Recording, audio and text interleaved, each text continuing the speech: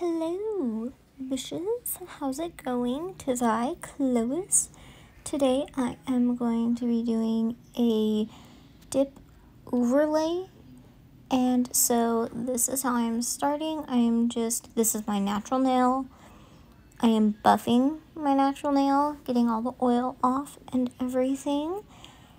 And this is something, I do an overlay before I dip because I like to have an overlay on underneath my peel base and then do the peel base and then dip over that. That way if a nail pops off or whatever, my nails are just always protected and I have this other extra layer on. So after I buff, I'm going in with dehydrator, and this is the Cara Sky Bond dip bond, and I find that this really works. It helps stuff stick really good. And I am using Revel Tara, however you want to say it. And it is a light pink. And I'm using my Virgo and Gem dip base. And I'm just going in first with just one layer of dip base down on my natural nail. And I'm going to let that dry before dipping. I'm not dipping into anything yet. I'm going in with one thin layer on my natural nail and letting it dry. This is going to do two things. One, it's going to give an extra layer of protection between your natural nail and the dip powder. And it's actually going to help your the next layer that you do of dip powder stick to your nail because it's already got the gripping going on with it, and it's just going to help this next layer that we're fixing to do of dip powder just grip better to your nail. So you're going to have that extra little layer of protection in between the dip powder and your nail, and you're going to have an extra level of grip to help with that and help prevent lifting and such. So that is why I do that. And this is the first time I've done a dip overlay in a few months. I've been doing either builder gel or what's it called? Jelly tips. Jelly extensions, the full coverage extensions. I've been doing those the past few months too, those and builder gel, but dip powder is the OG of what I have done since I had started doing overlays. It started with dip powder, 100% possible, 100% effective. So I figured I would show y'all this. And for those of you that are with me nonstop, you are probably wondering what the heck is going on with my nail shape. Oh, I had decided, so I soaked off my extensions, went down to my natural nail, and my natural nail was more rounded underneath, so I thought, okay, well, we'll just go with it, and I just kind of went with the shape and just shaped it up a little bit more into the like round, more perfected round shape, I guess, though it's not perfect. And let me tell you, I hate it. Round nails are not my jam. They do not look good on me, I don't think. So I think I did one mani on each hand, and then I did away with the round. I said, nope, can't do it. And went back to my tapered square coffin nails. Anyways, so I am doing 2 layers of Tara, and you can use clear, you can use a cover nude acrylic like this one, Tara, I think Scarlet from Revel, Timeless Classic from Sparkle & Co. Like anything that's kind of sheer would be your best bet for an overlay, because the less pigment that is in it, the stronger it is. So if you're going like full opacity, bright hot pink, it's not going to be that sturdy to have as an overlay. And you can even do just one dip of clear before a mani, or one dip of this color, one dip of a sheer, whatever, and it will give you more, it'll still give you protection and durability.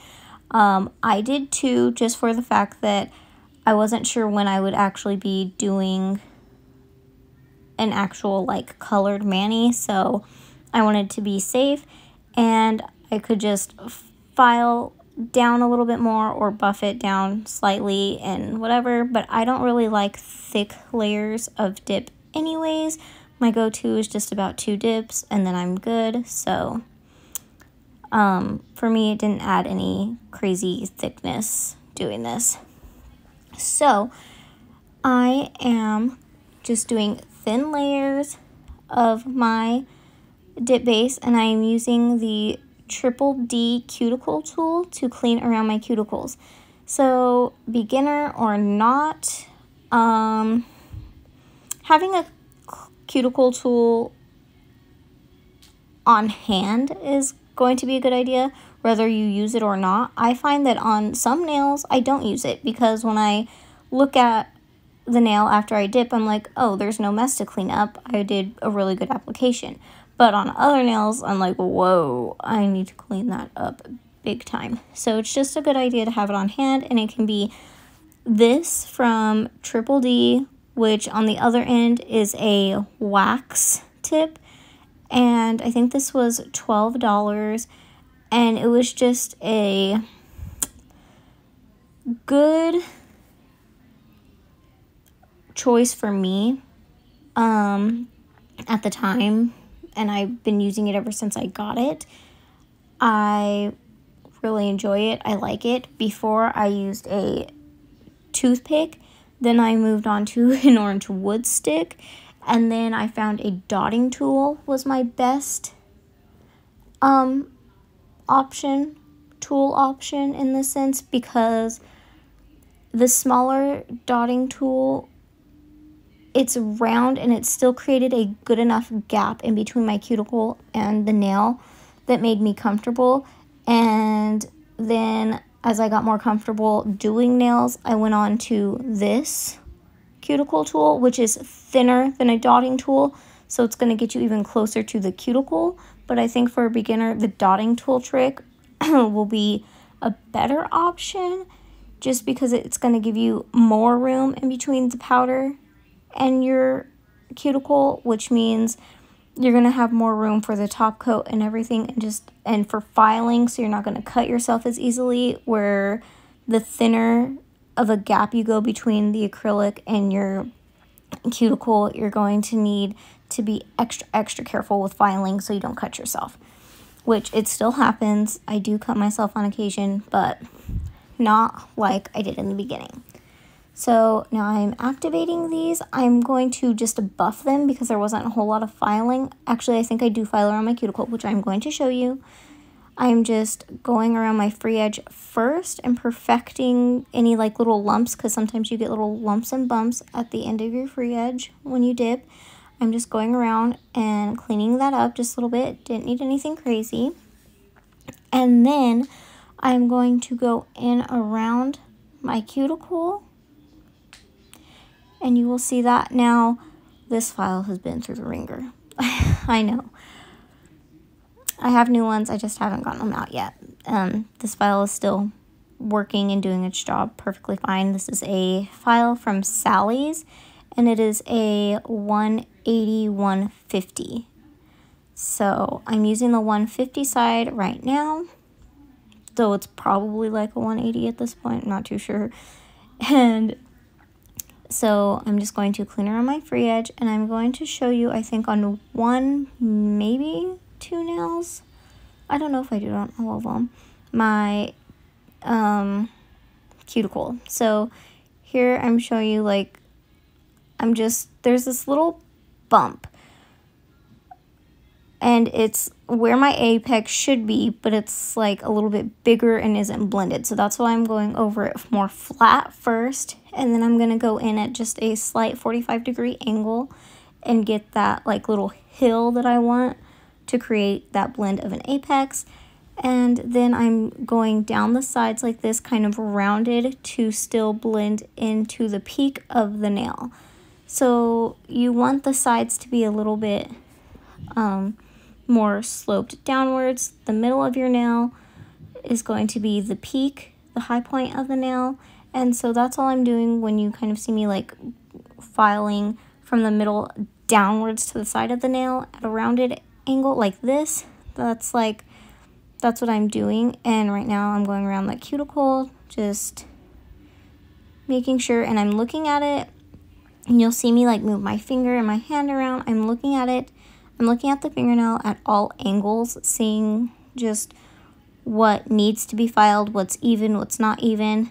And that is why you want to look at your nail from every angle. You want to look at it from the front view, the like back view, looking down your nail, the side, the other side. Like just turn your hands and fingers around to every angle imaginable and look at the surface of your nail and see if you see anything wonky or out of place, and then you'll know to file or buff that. And so that's what I am doing on all of these nails. Now, these nails didn't really need all that filing. They were already pretty thin because of my application, and everything was pretty good. But I do like my cuticle and apex area to be a certain way. And I also like the side walls on the side of my nails to pretty much be flush to my skin almost. I don't really like a thick, bulky nail, so I do try and file as much as possible without, you know, breaking up any of that dip powder from my nail.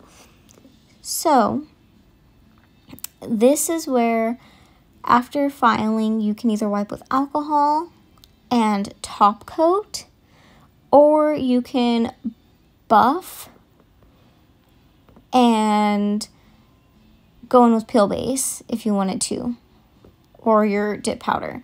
So I buff always. You want to buff actually, and then you can either wipe with alcohol, clean the debris off, and top coat. You can top coat and then go in with peel base or dip powder. I typically just stop after buffing and cleaning, and then I'll go in with peel base and then do my dip. If you leave a shiny surface on your nail, such as top coat, and then put peel base on, your nails will not last as long. If you put top coat on just as an extra layer to seal everything in and whatever, if you use peel base, you'll probably want to buff even on top of the top coat. Just buff a little bit to kind of make it matte, a little bit rough, matte, because if it's glossy, the peel base will not last very long. You will be losing nails very quickly. If you want an extra 3 to 5 days out of a mani, buff your nails and then put your peel base on, and it'll last longer. So that's my dip overlay. Hope you guys enjoy, and I'll catch you in the next one. Bye, Bisshhh'ssss.